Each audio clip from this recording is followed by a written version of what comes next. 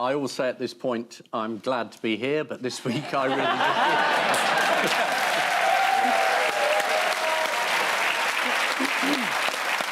did. There was one high point when a policeman investigating me said, this may be a silly question, but is there anyone who might have a grudge against you? I have an alibi.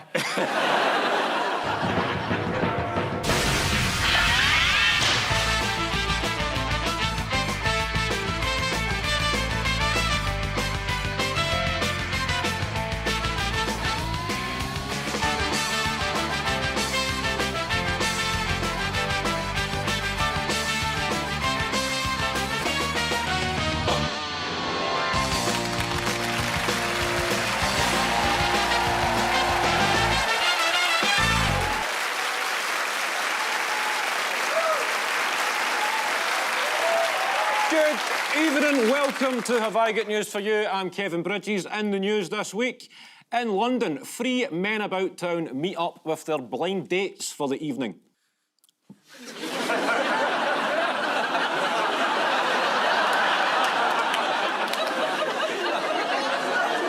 At the Tory party conference in Birmingham, Rishi Sunak announces he is staying on as leader. And at the headquarters of SpaceX in California, secret footage emerges of Elon Musk preparing for his latest launch.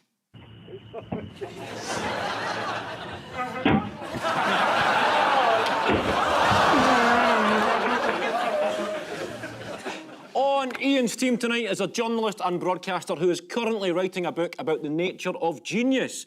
No pressure, but it better not be shite. Please welcome Helen Lewis.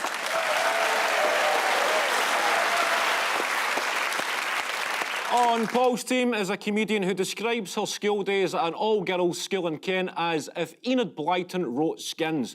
So please welcome the star of 5 Get Trapped in a K-Hole. It's Chloe Peck.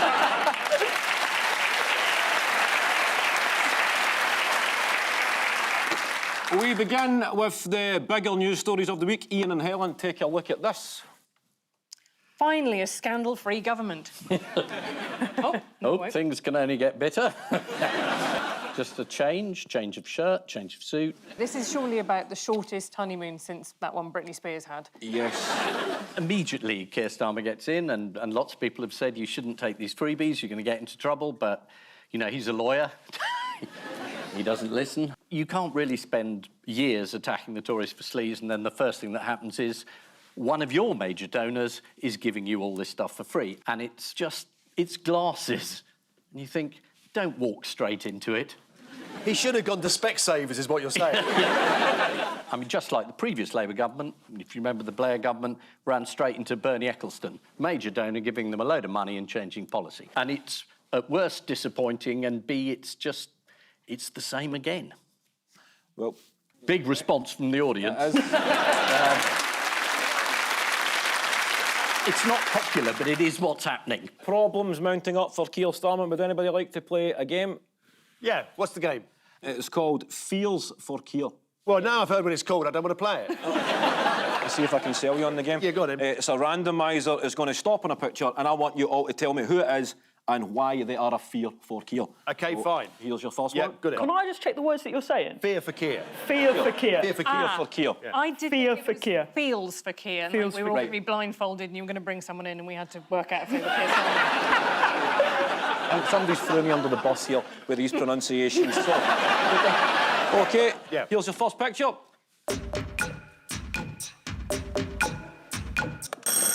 Well, that's Lord Ali, who's a major donor to the Labour Party. He gave them £500,000, and he's doing it for nothing. He doesn't want anything in return. Well, he did get to have a pass, didn't he, to Downing Street during the transition period, which they then took away from, which he was never really explained what he was there for, apart from sort of vibing. I can't imagine a bit like he's sort of Bez in the Happy Mondays, and he's just sort of there just to kind of keep the energy up. That's how I see him. Is Lord Ali, who is paid for £32,000 worth of goodies, including clothes and glasses for Starmer. What do we think? That is actually a Stone Island polo shirt. That is how confident he is he's going to get Oasis tickets. Money well spent. Well, he's given back the money for the Taylor Swift concert. He's paid back £6,000 worth of Tickets. I would like to register a complaint about this story, which is that none of the stuff that he paid for is weird enough to be funny. And I think that is the real failure of this Labour government. What I want is my politicians to spend money on things that are weird and useless. Well, like the duck house. The duck house was great. Yeah. Who has a duck house? You look at that and you think, that's mental. No one has a duck house. It's just odd that he didn't see that this was going to be a problem. It makes you think maybe he's not very good at politics. The idea that you're saying, I'm going to give back the donations. Well, some of them. Well, a few of them. Well, OK, those ones. It's not exactly saying, yep, you're right. Let's be clean and transparent. I personally have a theory on why he gave the Taylor Swift tickets back, and it's because, I'm not sure if you guys have noticed this, Taylor Swift and Theresa May dance in exactly the same way. Like haunted marionettes. And I think he gave them back because he didn't want to get trauma flashbacks if he went to the Swiftie concert. He'd be handed a friendship bracelet that just said Brexit means Brexit. OK, what was Keir's excuse for accepting £20,000 worth of free accommodation? It's really nice. You said it was for his son to take GCSEs. That's correct. He defended his family staying at Lord Ali's flat so that his son could revise in peace for his GCSEs, adding, it's your one chance in life. It's a bit unfair on the retake market. And if he screwed up his exams, he could always learn a trade, something humble. I don't know, a humble toolmaker. What about his defence for taking free football tickets? This is the executive box, isn't it? Because if he sits in the stands, it might be a security issue. Yep. He said he can't take his security detail into the stands, so if I don't accept a gift of hospitality, I can't go to a game. Don't go then, you dick.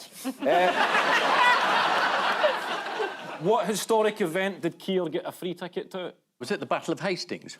The Euros. Correct. The Euro final, Spain versus England. A memorable evening for everybody in Glasgow. Here's Keir enjoying a chat during the game. You fucking watch, Sam. Time for another fear for Keir. There we go, a pensioner giving him the wanker sign with Andy Blank. Do you know what this is in relation to? Yes. This must be the winter fuel payment being taken away from richer pensioners. I don't think anybody wants the winter fuel payment to be cut. Mainly because it means your parents are going to have to come and stay. Everybody is angry. Check out this Daily Telegraph headline. Jeremy Corbyn was right. That's like the sign of the apocalypse. How did Starmer manage to upset his own party on the issue? By pushing a vote through. He had a party conference vote on the fuel allowance and he moved it until after he had already left to avoid embarrassment. One trade unionist accused Labour of moving the vote to the graveyard slot, along with a fair few pensioners this winter. Was anybody able to articulate a defence of the policy? Older pensioners, you know, I won't be there for a very long time, but it might be thought that they don't really need this, and perhaps they shouldn't have it. I think that's the argument. I don't buy it, obviously. God, I'm going to claim every penny. Should we see a Labour delegate put it a bit more coherently? Yeah. Are you worried about the optics of all the various donations, given the fact that you're having to make that choice, or the Chancellor says Labour's had to make that choice to take away the winter fuel allowance from a lot of pensioners?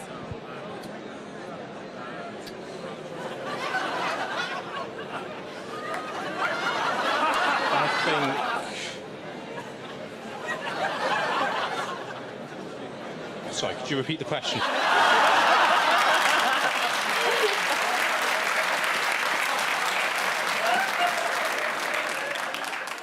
It was a really miserable conference for Labour. But who tried to lighten the mood? Absolutely no one, as far as I can remember. We had Rachel Reeves, having been doom and gloom all summer. The Times revealed that she would shift the tone to offer a more positive vision. Here she is, trying to offer that positive vision. There's a touch of Wallace and Gromit going on there, isn't there?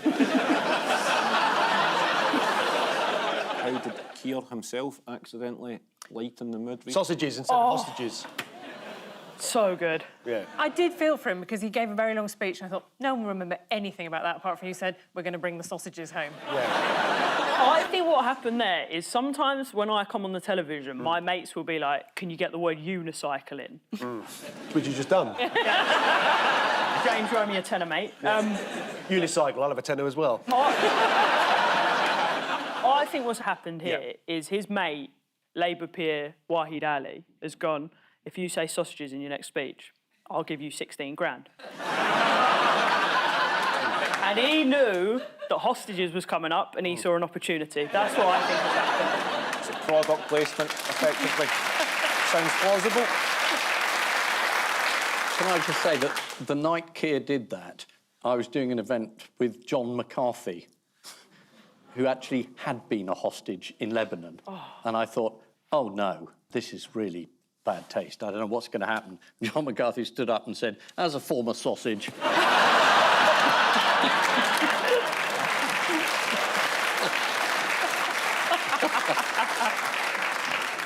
Shall we have a look at the clip? I call again for an immediate ceasefire in Gaza. The return of the sausages. The hostages. It's so good. Is this any connection with Liz Truss opening up new pork markets? That is a disgrace. Yes. It's contradictory policies, though, because if the sausages get returned, then we've got no fuel to sort of cook them on. What are you writing down? Are you going to do that joke again, but better? No, actually, it's nothing to do with you. I'm just writing a book. Does anybody fancy another fear for Keir? Yeah. Yes. Are you going to explain what this title is at some point? People who have sparked a bit of fear into Keir Starmer. Right, I just thought it was a band I hadn't heard of or something. Fine. Tears for Fears, the band. I knew there was something you weren't telling me.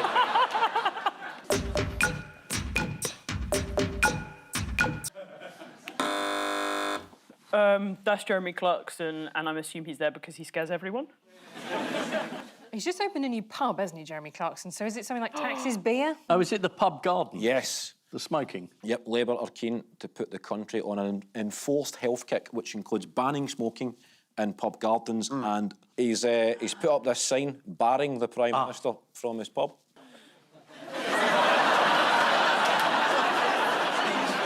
He's misspelled it, though, so we're going to a loophole.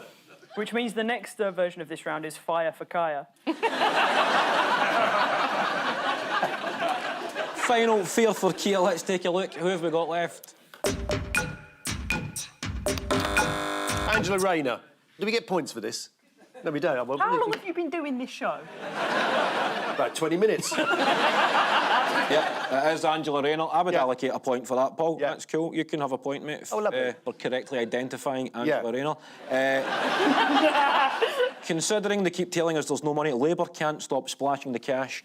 What has Angela Rayner spent £68,000 of taxpayer money on? Oh. This is a private photographer. A vanity photographer.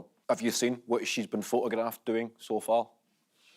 So you think for 68 grand you would get a photographer who could remove his own fingers from the picture?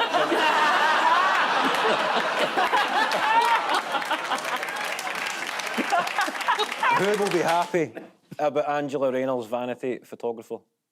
She will be, presumably. Former Tory MP Jake Berry, here he is, talking about Angela Rayner. I actually think Angela Rayner is a very, very attractive woman. And I used to have a picture of her pinned up. I had a picture of her. There was a book launch, and I pinched the poster on the way out. And Does your wife know this, by the way? Yeah, my wife does, don't worry. Okay. I pinched the poster on the way out, and I had it pinned up in my office. This is when I was Conservative MP. Sharing a split screen with Jeremy Kyle, and you still come across as the creepiest afterbirth. But he's done quite well, considering, according to that caption, he was a former chair. You know, be fair. This is the end of Keir Starmer's honeymoon period. Just 3 months in, a majority of voters already think Labour will lose the next election. put it this way, there are cruise ships in Belfast that have got off to a better start.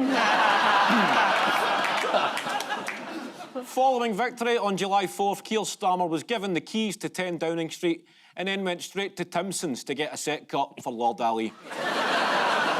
It's not clear what Keir Starmer expects in return for all these freebies, but it has definitely made him a sausage to fortune. Keir Starmer received tickets to a Taylor Swift concert. How times have changed at Westminster.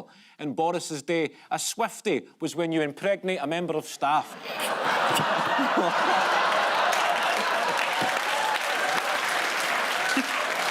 Before your wife gets home. So, He did write a hysterical column in the Mail accusing Keir Starmer of being sleazy. Paul and Chloe, take a look at this. Oh, Yeah. Sorry, I looked the wrong way. Paul and Chloe, Yeah. take a look at this.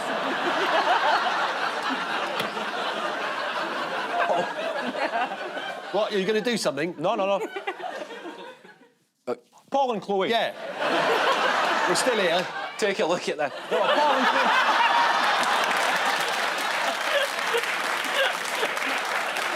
Has it been in the news this week?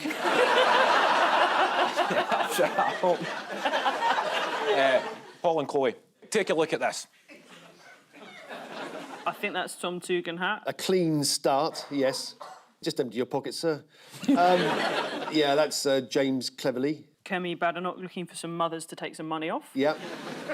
And, oh... Just a normal way to hold your wife. Yeah, exactly, yeah. So who are these people, do you know? Not a clue. No. I'm not sure some of them know. No. This is the Conservative Party conference in Birmingham, the hottest ticket in town. Take a look at this. There is a brilliant buzz at this conference, isn't there? It's fantastic, terrific energy, thousands of you here. We've got members, councillors, MPs, businesses. In fact, it's such a hot ticket, I'm surprised that Keir Starmer hasn't asked somebody to buy him one. Rishi's joke there, an absolute fucking belter. But it's very peculiar. I mean, the party that's just won with a thumping majority is absolutely miserable. And Yes. the ones that have been wiped out and have got no chance for the next 50 decades are going, this is great! I actually think the Tories do like being in opposition. 'Cause it means they can attack the people they really hate, which is each other. They're certainly thrilled. They thought they had a great conference, didn't they? I've got a problem because as a citizen of a democracy, I want them to have a really good leader, right? But as a journalist and someone who does comedy panel shows, I want it to be Robert Jenrick. Which one was he? He's the last one. He was the last one. One of his kids, his middle name is Thatcher. Really? And he said, I understand women because I've got 3 daughters, a wife, and my 2 dogs are female. Kemi Badenoch has made a pretty strong pitch at being the biggest crackpot at the Tory leadership. What does she think is excessive? Maternity pay. You're right, the answer is statutory maternity pay, Yeah. which is always a good idea, winding up pregnant women. It's not good having a name that starts with the word bad, though, is it? And ends with Enoch. So if you pledge support to Kemi Badenoch, you can join her WhatsApp group. What sort of fun do they have on Kemi Badenoch's WhatsApp group? Emojis, they're quite fun. Yeah. They actually write Kemi-inspired limericks. No.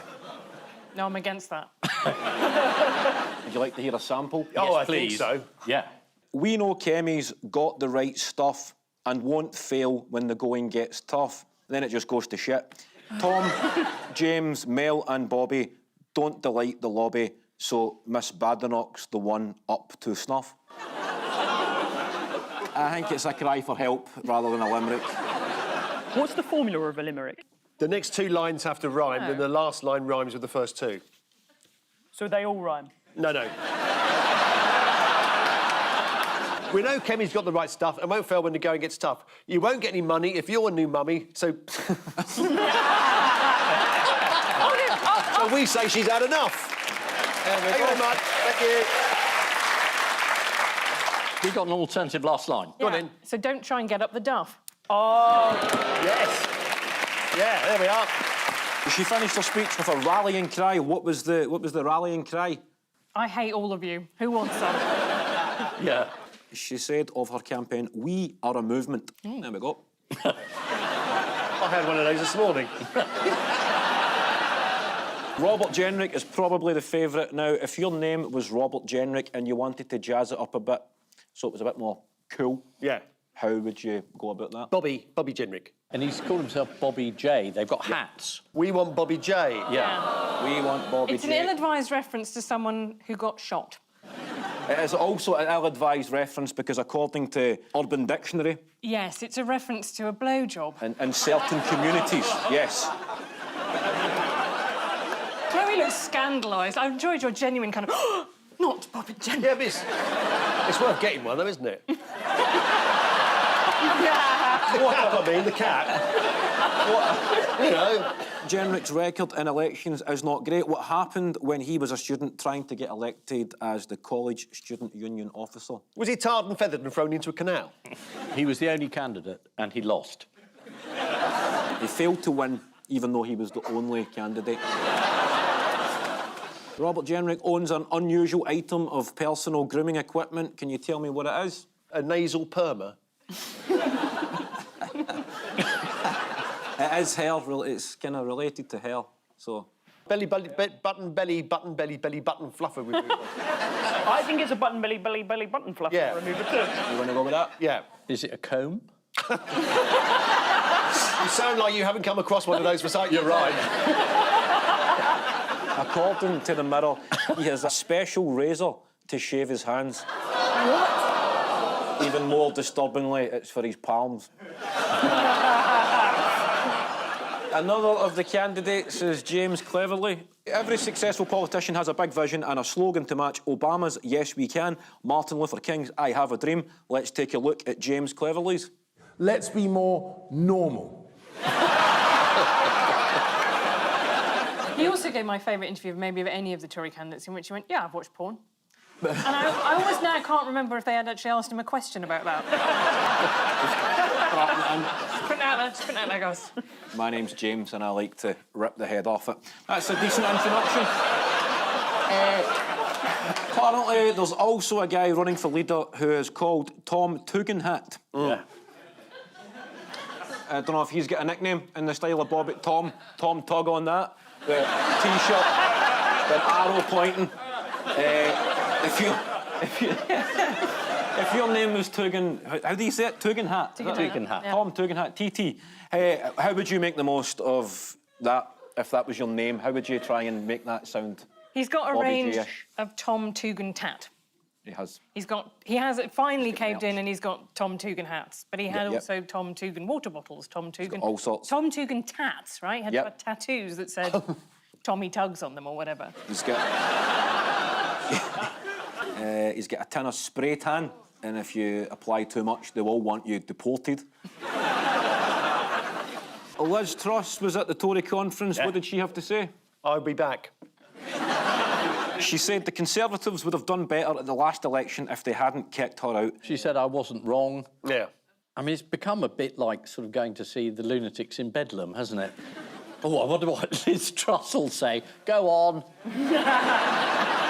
Say something mad.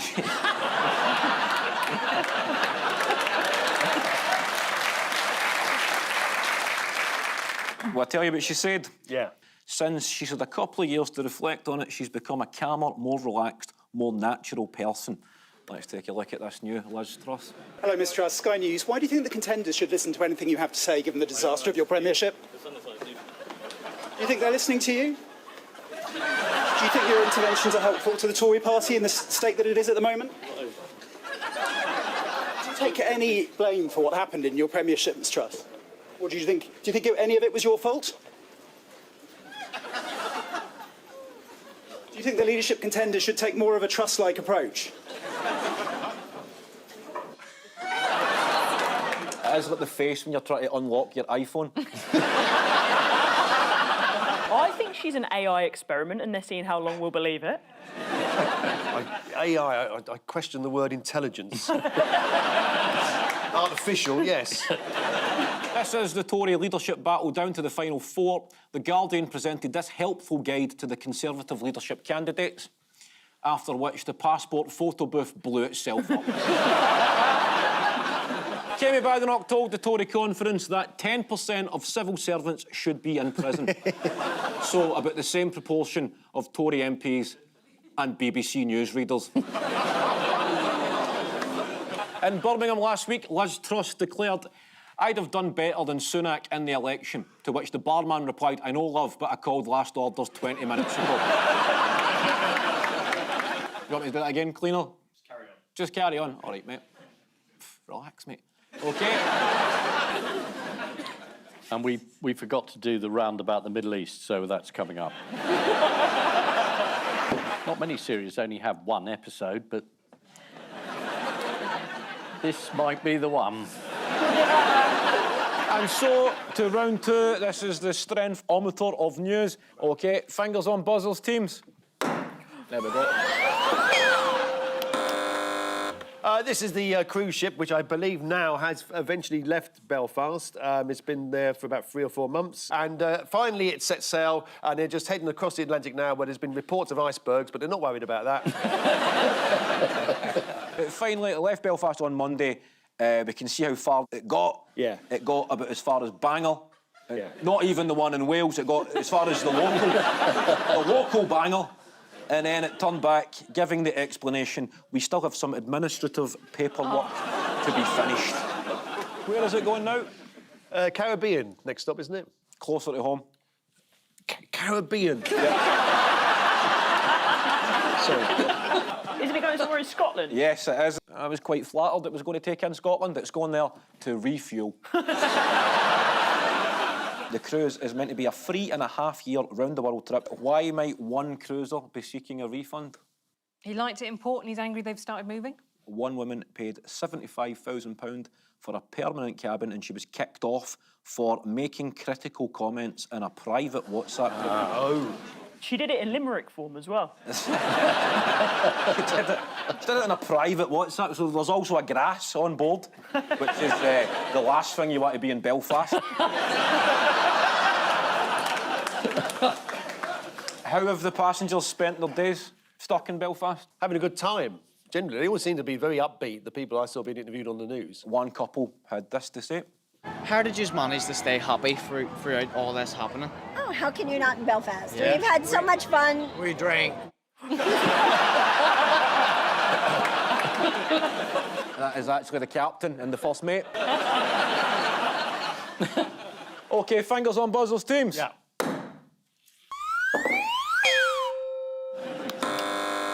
What an unusual thing to do with your mouth. I think this was the debate, which got a lot of coverage at the time, particularly Donald Trump's assertion that people in a place called Springfield were eating pets, eating cats and dogs. Yep, here we go. They're eating the dogs, the people that came in. They're eating the cats. They're eating the pets of the people that live there. Perhaps he's seen somebody eating a hostage dog.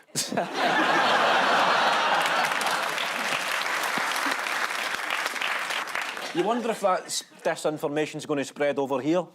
I'm looking forward to taxi drivers that are coming out here, eating our XL bullies. So, what has Donald Trump recently declared? Give us a clue. Something regarding not this election, the next. That it's been rigged. He's actually declared that he won't run for president in 2028 because he'll have abolished elections by then. He said, a few weeks ago, he said, in 4 years, you don't have to vote again. We'll have it fixed so good that you're not going to have to vote. So that's exciting. Kamala Harris has been trying to present herself as a sort of Republican light. How has she been doing that? I own a gun, she says. Boasting to Oprah Winfrey. If anybody breaks into my house, they're getting shot. What has been Donald Trump's latest attempt to grab headlines? There are a lot of quite good sort of dance remixes of him, because he said they're eating the dogs, they're eating the cats, they're eating the pets of the people that live here, which actually is a much better poem than the Can We WhatsApp group, and they could really learn a little something from that, frankly. This particular question is in relation to Donald Trump launching a new brand of luxury watches. Oh, yes, yes. Which cost up to $100,000. Oh, they tell you the time that he should be doing. Yeah. Here's the advert. This isn't just any watch, it's one of the best watches made, with almost 200 grams of gold and more than 100 real diamonds. That's a lot of diamonds. I love gold, I love diamonds. Watches for illustrative purposes only, and is not an exact representation of the final product. Says in tiny writing at the bottom. Do you know the name of the company that makes the watches? Flybynightfatewatches.com. They're called the best watches on earth. What did the latest would-be presidential assassin Ryan Wesley Routh say in a statement 15 months before the golf course incident? Did he used to be a big Trump fan and now he's gone off him? He said, "I tried my best. I have no savings, but I will pay a cash reward to anyone who can do the job." Here is a photograph of him being arrested. If you look closely, a lot of people have commented that it's like he's got the face of Donald Trump.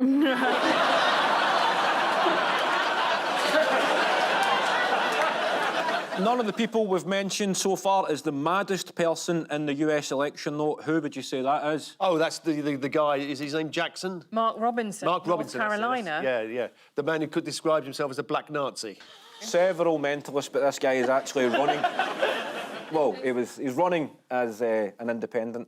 Oh, not the Kennedy. Yes, Robert Kennedy Jr. Yeah, he claimed that he couldn't pay alimony to his ex-wife because a parasitic worm had eaten his brain. That's right. This is true. Yeah. This is one of the 3 important animals in his life. Yeah. Got one of them. Can anybody name the other? The bear. He ran over a bear and killed the bear. No, hang on a minute. He claims he found the bear by the side of the road totally innocently and put it in his trunk so he could eat it later. Yeah.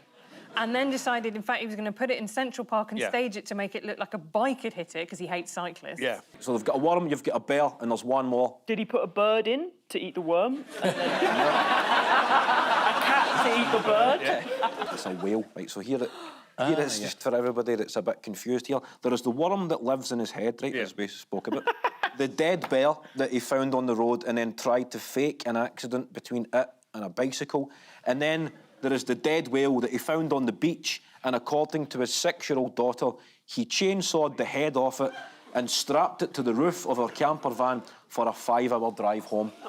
It's a decent story for a 6-year-old on my news Monday morning in school. Which means, at the end of this round, it is Ian and Helen with 2 points, and Paul and Chloe with 4 points. You were right about everything. Time now for the odd one out round, just one between you this week. A statue of Donald Trump, Keir Starmer, Winston Churchill's toilet and Prince Andrew. Both teams. Winston Churchill, he's the only one who had his initials on the toilet door. And the others... only one likes being urinated on. Is it something to do with excretion? Because Winston Churchill famously said, "I'll give nothing but my blood, sweat and tears." Prince Andrew famously said, "I'll give nothing but my blood and tears." Ah, yes, there's a statue of Prince Andrew that's gone up somewhere and people are very angry about it. I think it's at a university or something where he's a rector. Are they all memorials in some way? Because the urinal has, quote, an association with Winston Churchill. It's in the Treasury. Rachel Reeves wanted to take it out because she said she was the first female chancellor. She was smashing the glass ceilings and the urinals. But they said you can't. And even putting a cover on it would cost $8,000. Is there a statue of Sir Keir Starmer? No. They've all stayed in place despite calls to have them removed, except Keir Starmer, who has removed a portrait of Margaret Thatcher despite calls for it to stay. Yes. So what reason did Keir Starmer give for removing this portrait? He said he didn't like her looking down at him. Yeah. Starmer's biographer said the PM found it unsettling. And he's replaced it with a much cheerier picture. Of Attila the Hun. Who wants Winston Churchill's toilet to be removed? And Rachel Reeves, where? I think Helen said. Rachel Reeves. Yep. Chancellor Rachel Reeves. She's not happy that her private bathroom at the Treasury contains the 90-year-old urinal. How many MPs do you think have had a go on that? had a go on it. Yeah. That's pretty cool, isn't it? Yeah. Why was it not removed? It's historic. It's historic, but upon her appointment as the first female Chancellor, Reeves was told that merely applying to remove it or cover it up would cost around £8,000. Yes, £8,000 to remove a urinal. Somebody's never heard of a sledgehammer. In other news, what is offending visitors to a National Trust house in Somerset? It's the open-air toilet that was put there by Henry VIII. It kind of looks like an open-air toilet. The actual answer is a new art installation at Tintsfield House has been compared to a big pile of poo. There we go. And here is a picture of said big pile of poo. That is like the all-bar-one toilets in Luton Airport. What is Prince Andrew yet to be removed from? He's not been removed from the royal family yet. He hasn't been removed from the house he's in. He's effectively squatting, that's right. King Charles is still trying to evict his brother from the Royal Lodge, despite him stepping down from official duties over 5 years ago. He's been told to pay the costs for the property's upkeep or to And he must be getting royalties from all those dramas he's in. Every time I turn on the telly, there's another one. In other royal news, what new addition to the royal family has sparked a media frenzy? Oh, Beatrice, is her name, is pregnant? No. That's too big, man. Dial it down a bit. Oh, they've got a new kitten. Yeah, someone's got a dog. No. Somebody's got a new something. Somebody's got a new something. Hip replacement. Is it a new hat? Prince Charles got a new hat and he's now king. Yeah. There's Bobby J on it. Charlie R. That's an old joke. It was when the Queen was still alive and Prince Charles turns up at this event in Dunstable. He's wearing this sort of fur-lined hat. And somebody said to him, why are you wearing that? He said, well, when I said to the Queen, I'm going to Dunstable, she said, wear the fox hat.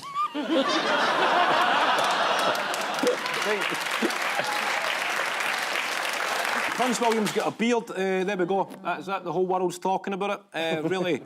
Are they? Watching at straws, trying to avoid talking about Israel here. But Prince William has got a beard. Yeah. He does look as if he's just been in spearmint rhino for a few days. And he's heading home to get absolutely slaughtered off his wife. Why has a statue of Donald Trump caused upset in Las Vegas? Is the statue in the form of a one-armed bandit?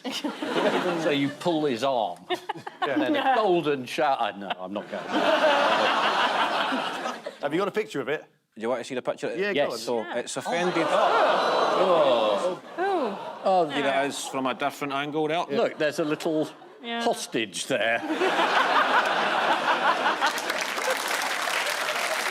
What is the title of the artwork? Does anybody want to have a guess at that? Is it Naked Greed? Oh, that's good. Oh, I like that. The little prick.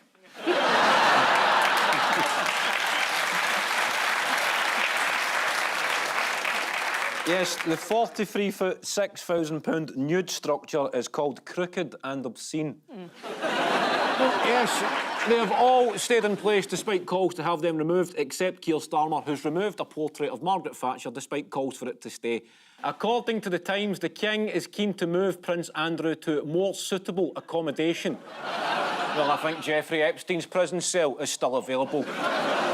Time now for the Missing Words Round, which this week features as its guest publication The Searcher, the magazine for metal detector enthusiasts. Search as long as you like, you won't find anything that anyone gives a shit about. I would dispute your fact that no one's ever found anything interesting. I was in a field. Did someone find you? Yep. No, and I went with a metal detector and I found an Anglo-Saxon silver coin. Oh. King Edgar. About £5.90. That's not what it's worth. We start with UK Conkers tournament up in arms over what? Fake conkers. Oven usage. Cold conkers. Very close. The answer is frozen conkers. Frozen conkers. This is Conkerfon in Hertfordshire, where one angry competitor said that using frozen conkers was cheating, pure and simple. There we go. Thanks to Labour scrapping the fuel allowance, there's going to be a lot of pensioners with frozen conkers this winter.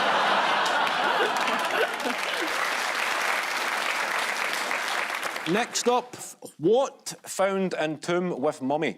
Daddy. World's oldest cheese found in tomb with mummy. Yeah.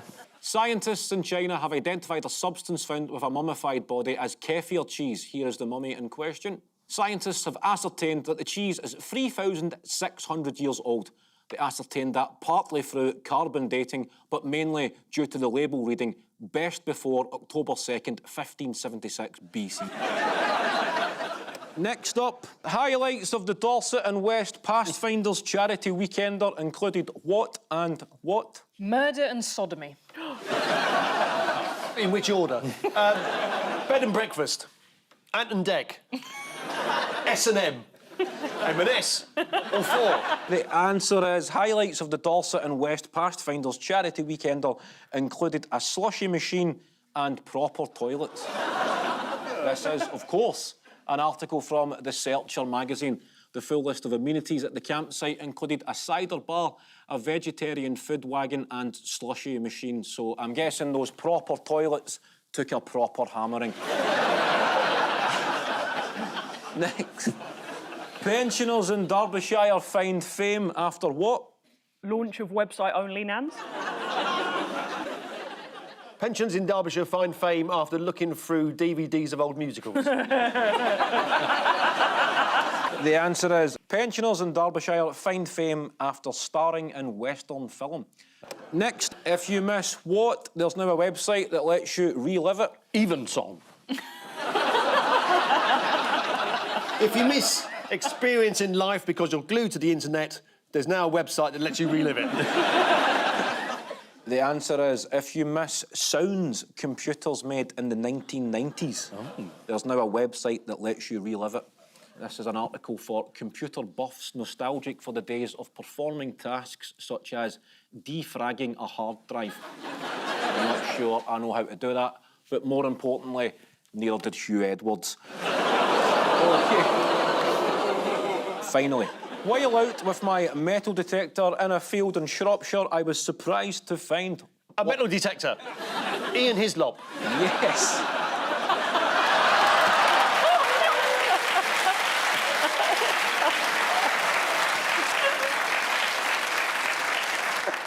We've got a picture of Ian here. You look as if you're building a joint with that guy, Ian. So, the final scores are Ian and Helen have 3 points, and Paul and Chloe have 7. Well done, Paul and Chloe. Well done. You were brilliant. On which note, we say thank you to our panellists, Ian Hislop and Helen Lewis, Paul Merton and Chloe Petts, and I leave you with the news that at the new Ryman's megastore in London, after setting his heart on the giant hole punch, one customer wonders whether he could claim it back as office supplies. At a retirement home in Fife, one lucky nana celebrates having won this week's bingo jackpot.